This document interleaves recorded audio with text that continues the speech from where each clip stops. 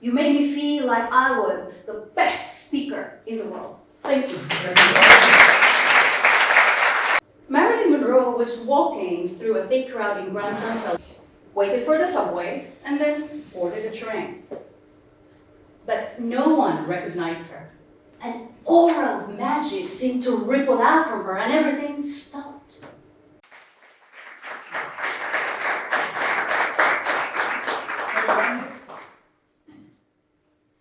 The superpower that's yours for the taking. The superpower that's yours for the taking. Shirley Ibanez. Please stand up. Ahora levantaros y comportaros como si fuerais más rico, más famoso o más atractivo del mundo.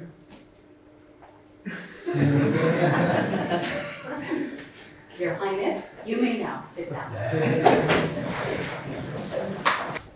Respectable Compass Chair, fellow Toastmasters, guests, ladies and gentlemen, good morning. What just happened? Have you just changed the audience, Mr. Compass Chair? In just a snap, you have shifted from being the normal you to the powerful you. Isn't that great?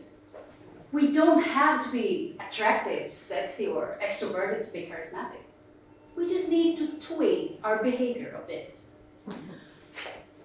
Marilyn Monroe was walking through a thick crowd in Grand Central in 1955, New York City, waited for the subway, and then boarded a train. But no one recognized her. When she re-emerged onto the busy New York sidewalk, she decided to change from the plain Norma Jean Baker to the magnetic Marilyn Monroe. An aura of magic seemed to ripple out from her, and everything stopped. Time stood still, as did the people around her, who blinked in amazement as they suddenly recognized the star standing in their midst. So, what's the abracadabra? Presence, power, and warmth.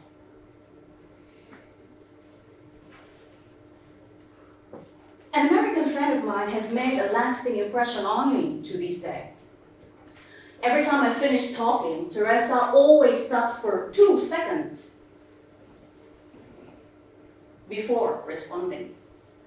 I could hear a pin drop in between the pregnant pauses, and she has never, ever interrupted me. I could talk with her for 7 hours and it would just feel like 10 minutes. She made me feel really listened to, respected, and valued.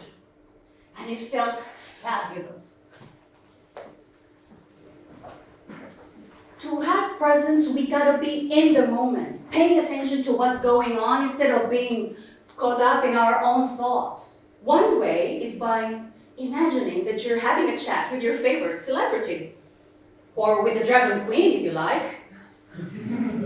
If you think that you're sitting opposite the most important person in the world for you, then you will make him or her feel exactly that.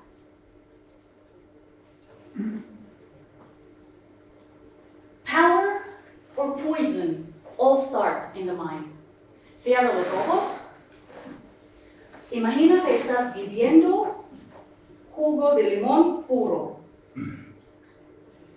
Ahora, imagina que hay una araña mortal no pescozo.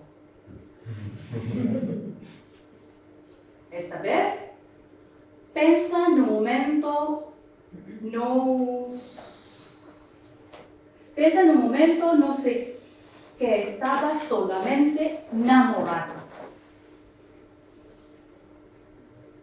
Open your eyes. Did you feel your body sensations change from a scenario to the next? Interestingly, our mind cannot distinguish fact from fiction. And what our mind believes, our body manifests. To be in a charismatic internal state, we shouldn't have any physical or mental discomfort.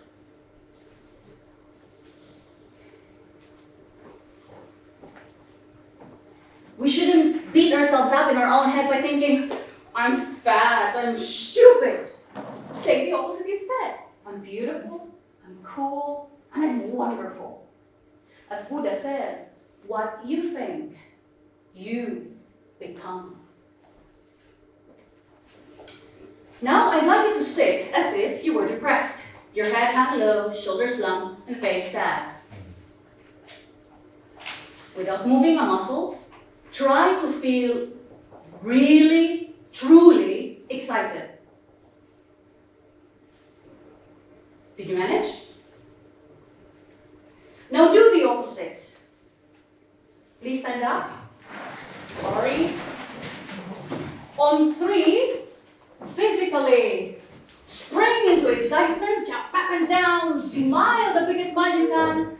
At the same time, try to feel depressed. Ready? 1, 2, 3. Yeah! Thank you. Successful? Did you manage to feel depressed? No. No, but yeah, of course you were smiling. Okay. Surprisingly, the opposite is also true. Our body gestures, affects our mind too. So if it's just impossible sometimes to be in a charismatic internal state, let's start with your body.